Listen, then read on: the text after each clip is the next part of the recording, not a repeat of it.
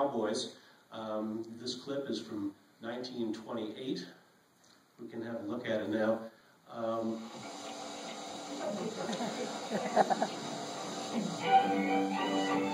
These guys really were cowboys, and they worked up this act and toured vaudeville with it. Somehow the cello never quite caught on in Western music, although this fellow makes a good case for it.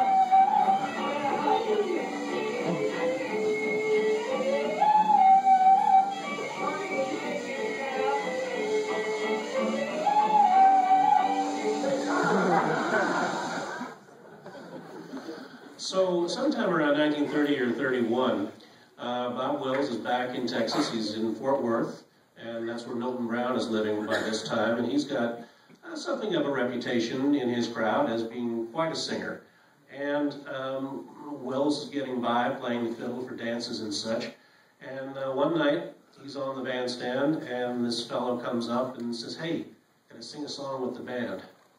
And Wills decided to humor him and said, "Okay, what'll it be?" And he was very surprised when this young man wanted to sing St. Louis Blues.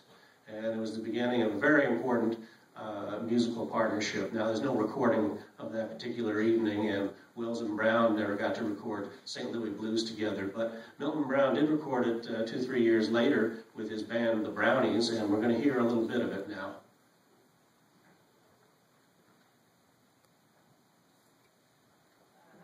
Oh, I'm sorry. My bad. This is Bob Wills doing a piece he learned from his father called Gone Indian.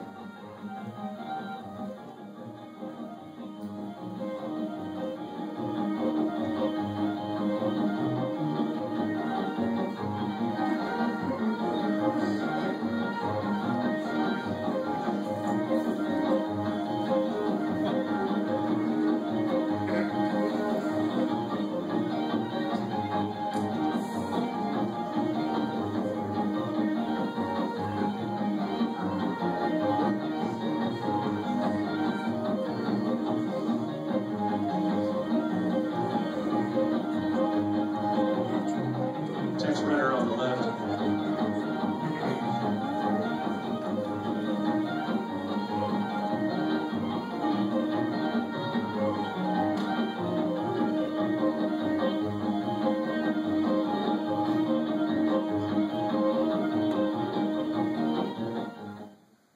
Okay, Bob Wills playing Gone Indian, that piece he learned from his father. Now, what's the difference, though, between the way Wills played it and the way his father would have played it? In addition to adding all of the new instruments, Wills has added the beat from Dixieland, from classic New Orleans jazz, the fast two-beat style, or what he would call 2-4, hitting the 2 and the 4 of the measure really hard. And that's kind of, you know, an important root of Western swing. And what Wills found and what Milton Brown found was that you could draw on this whole universe of music that they've been exposed to and fashion a new style with that distinctive rhythm, and it worked. And it worked for them, and it worked for their audiences. So I'm going to ask you to hit rewind and remember everything I just told you about Milton Brown singing St. Louis Blues, and we're really going to hear it this time.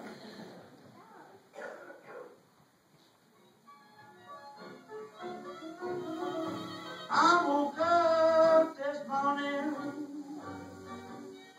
between midnight and day. You ought to see me grab that pillow where my sweet mama used to lay. Yeah. Oh, get with it, everybody.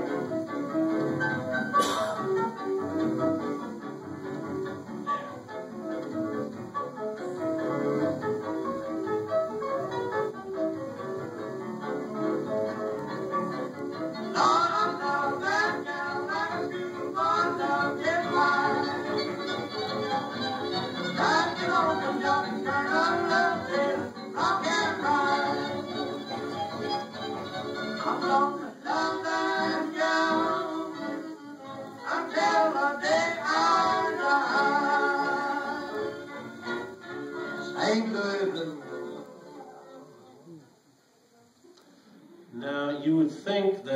Fort Worth newspaper would know better than to call a musician born and raised in Texas a hillbilly.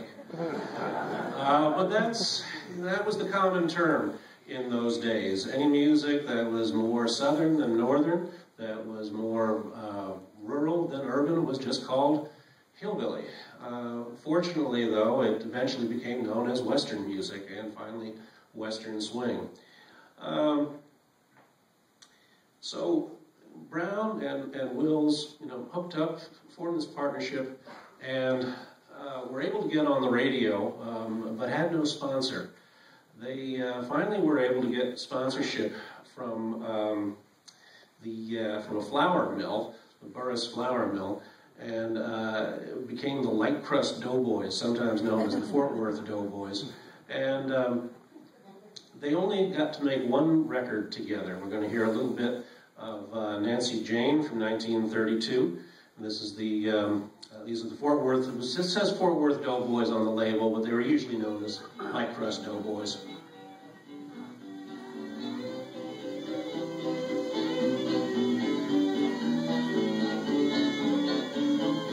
Wills on fiddle, Brown singing. Long, tall, sweet as she can be.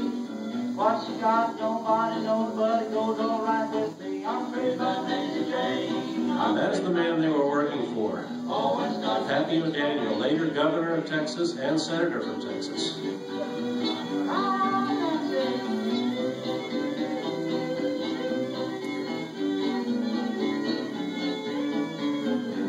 Now she don't start no squabble, she don't raise no cane. When she starts to do her stuff, she makes bulldog break his chain. I'm crazy about Nancy Jane. I'm crazy about Nancy Jane. Oh, when it starts to this, she always hit with me.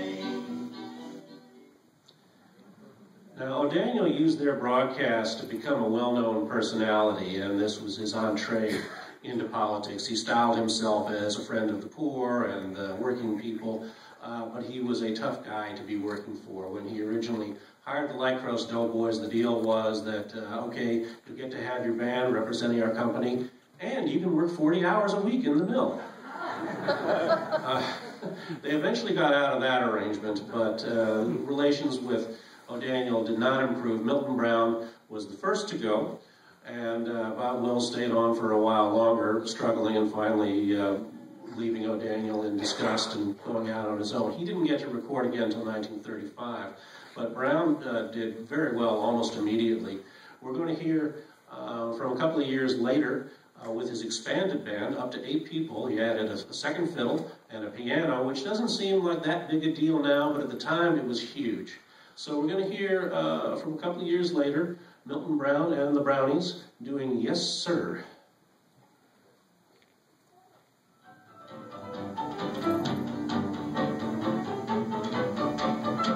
Did I quit my misbehaving? Yes, sir. Yes, sir. Is my razor just for shaving? Yes, sir. Yes, sir. Did I take my gal's advice? Did I cut out gin and dice? And wasn't that some sacrifice? Yes, sir. Yes, sir. Yes, sir.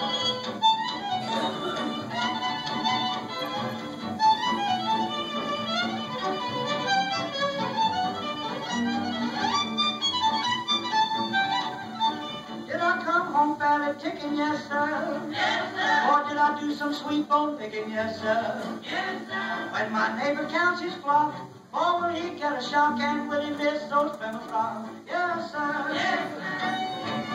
Yes, sir. Ha, ha, ha. Now, sir, swing it out.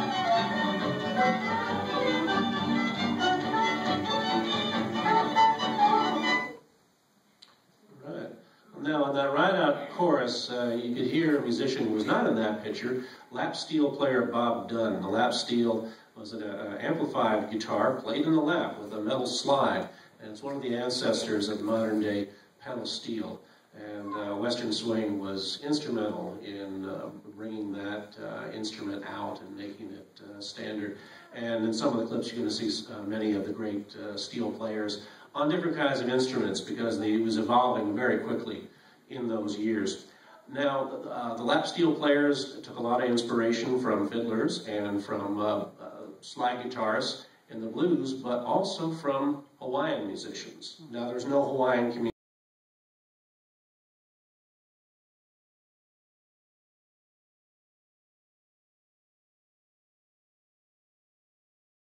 This started in 1915, San Francisco Exposition. Hawaiian musicians performed there and were a sensation, and literally thousands of Hawaiian guitar records followed. So we're going to get a taste of the Hawaiian guitar records that we're turning these guys on. First one we're going to hear is Farewell Blues, a jazz standard by Saul Ho'opi'i, who is generally considered to be the greatest of the Hawaiian steel players.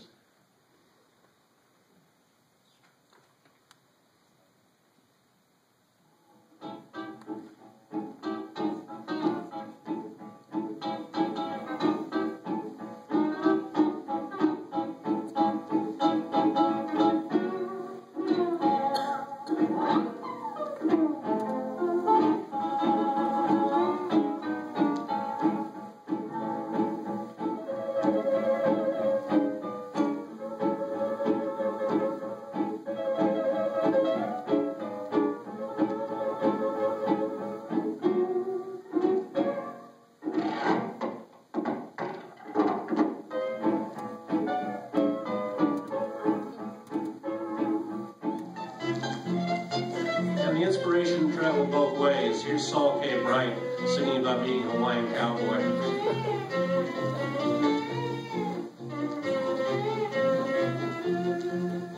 I'm telling all the lads, the drums of Alfie, or let the deal of a bell of a happy fellow of a novel with the brand and I have one of the away for the feeling of the high for San Francisco by the Golden Gate.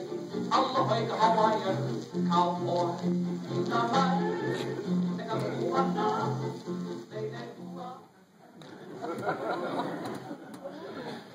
Glad you like that. Milton Brown died tragically in a car accident in 1936. We're very fortunate that he was as popular as he was while he was living. He recorded over 100 songs, all of which are available today, and a very good musical investment. His friend, Bob Wills, as I said, did not get to record until 1935, but great success ensued for him. At that time, he had, I believe, an 8 or a 9-piece band, very similar in makeup to what Brown had, but he kept expanding, and he was following the lead of the great swing orchestras of the time, Glenn Miller and Duke Ellington and others. And we're going to see a clip from Wills near the peak of his fame in 1944. And you'll get to hear a bit of Western swing saxophone here.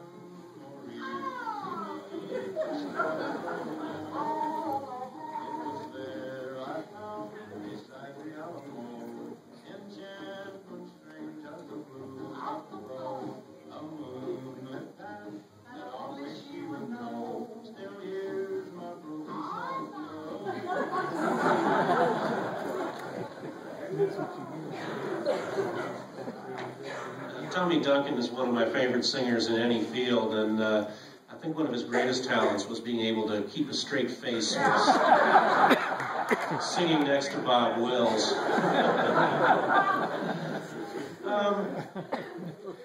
I wanted to read you a little something to give you an idea of the impact that Wills had at that time. This is from Minnie Pearl's autobiography, a very good book. And she was with the Grand Ole Opry in the early 40s, the first time that Bob Wills and the Texas Playboys appeared. And this is what she had to say about it. I remember one of the very first times we had amplified instruments of any kind on the Opry. Our guest for the network show that night was Bob Wills, the king of Western swing. We were all excited about seeing him because he was a big star from Texas. He had a million-selling record out called San Antonio Rose. Tommy Duncan, Bob's lead singer, did the vocal. I had never heard a real Western band from Texas before. There's as much difference between that sound and country music as there is between boogie woogie and bluegrass. We were all very impressed with Bob. He was way ahead of his time. He pulled up into the crowd in front of the old Ryman Auditorium in a sleek, custom-designed bus like country music stars use now. The people were awestruck.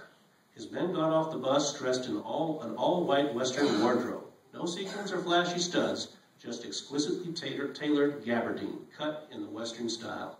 I adore it. It's the sexiest thing in the world to me. And they all wore white Stetsons.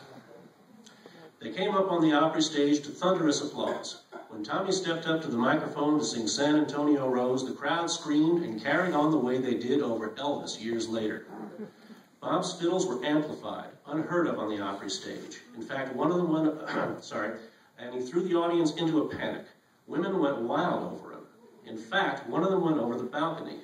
He was playing double fiddle with another band member, and I was standing to the side of the stage watching, fascinated.